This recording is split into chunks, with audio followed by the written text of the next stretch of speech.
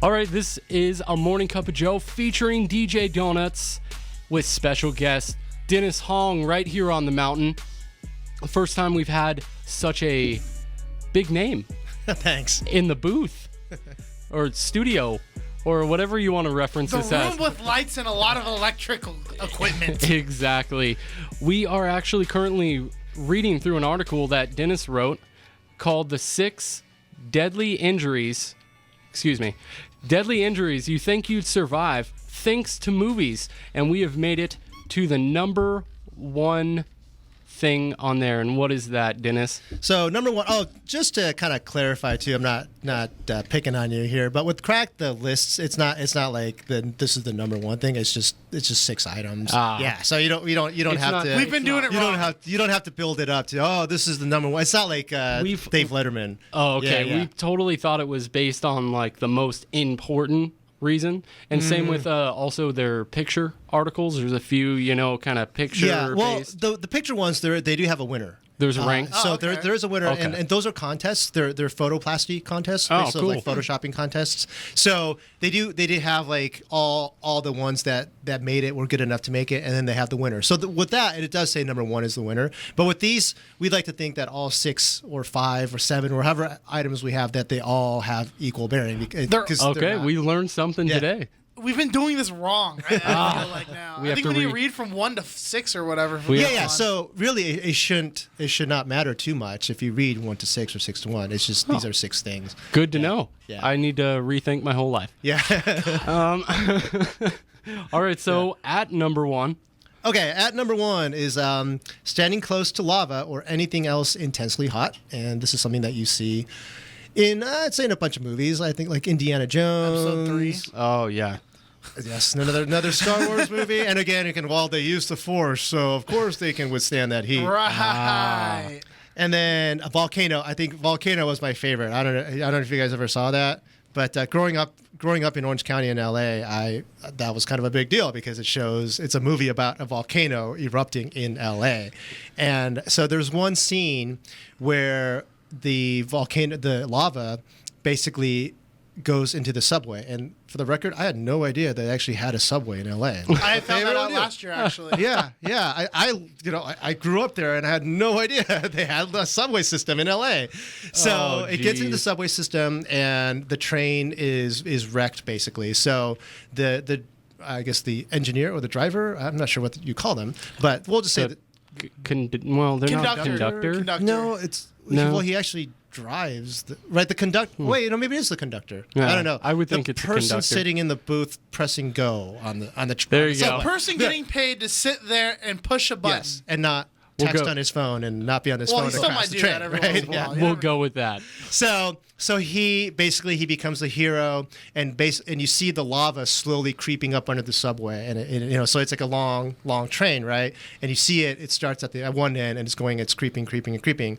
So the engineer, I'll just call him the engineer, he finds this unconscious passenger, and so he starts carrying her, and she's or him. It's a passenger, and basically the lava keeps creeping, and he's trying to stay ahead of the lava. And finally, he gets to the edge of the train, and the lava has already crept past the train.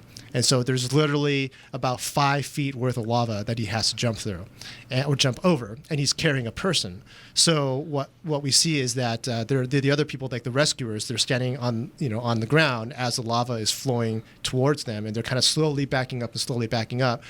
And the engineer, he jumps, he lands in the lava, but just dead. But he starts burning, but then not before he throws the unconscious passenger to the people rescuing. So he sacrifices his life. Oh, what a to save sacrifice! this passenger. Because he could totally throw somebody, 10 Exactly. feet away. Exactly.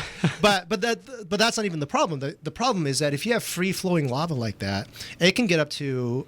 Let me make sure I get this number right. I'm going to look this up real quick, so I'm not just making it up. I believe it was 2,000 degrees Fahrenheit. That's pretty So hot. we're talking. And at that temperature, well, let me give you an example. So, have you guys ever grilled food before? Oh, yeah, on a grill? Absolutely. I Right. grilled my arm there the other day. You give yourself a full Brazilian and you lose some body hair when you grill, right? Yeah. And the thing is, like, you don't have to actually touch the grill. just getting with, if you have that grill hot enough, and with most grills, we're talking maybe like 600-700 degrees. That's it. All right. So if it's hot enough, it's a process called convection. It's going to superheat the air right over the coals or the fire, and so you don't have to actually be touching the fire to get burned. So you can, on a grill, even within like 4 or 5 inches, you start feeling that heat, and you can't hold it there for that long. Exactly. That's how you kind of check the temperature. Put exactly. your hand over it. You feel the air, right? Yeah. You don't actually touch the grill. Exactly. I would never do such a thing. What are you talking about? I touch the grill all the time. Isn't that how you're supposed to when check? it's off. Yeah, you lick your lips, or sorry, you lick your finger, right, and then you touch it and see how much your finger steams. Oh, That's yeah. how you know. So now imagine that you actually have. Don't do that, by the way, Yes. anybody. Don't do Repeat this that. at home. All right. So imagine that you actually have something that's 2,000 degrees, and we're not talking something that's just confined to like an 18-inch by 12-inch grill. This is something that's flowing lava. Mm-hmm. At that point, you would not be able to get within like 10, 20, 50 feet of it, depending on how much of it. So what's going to happen is if you got closer than that, the air is superheated enough where your whole body would just burst into flames. So Wow. you don't have to wait until So you would you're actually- literally combust. yeah, because once it gets superheated. So the point is, you don't have to be touching the lava or touching the fire, and that's what they show. Terminator 2. That was another one, right, where they're standing over that pit. What's going to happen is, as soon as you start getting close, you're going to feel that intense heat, and you're not going to be able to take it anymore. Indiana if you get Jones. closer, Indiana Jones. Yeah, that's right. When the woman gets lowered, gets lowered into the lava.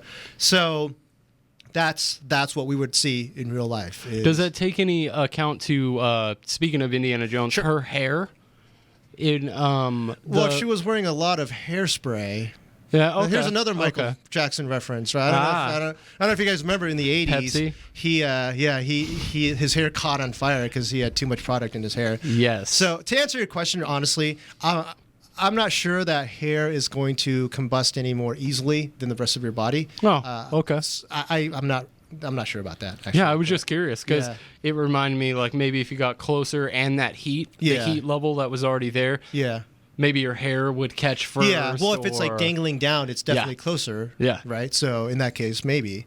Cool. Well, that was the 6 deadly injuries you think you'd survive thanks to movies. Yes. That was an article written by Dennis Hong himself from Cracked.com is where you can find that article, and about 13 other articles written by him. Hopefully, you'll share more with us in the time to come. Yeah, in yeah, the weeks definitely, to come. definitely. And I'm hoping to write more for them too. I've actually been kind of busy with other stuff, so It's all right. I haven't written for them in a few months now. It's cool. We're going to kick off another song, and when we come back, we are going to have some dating advice.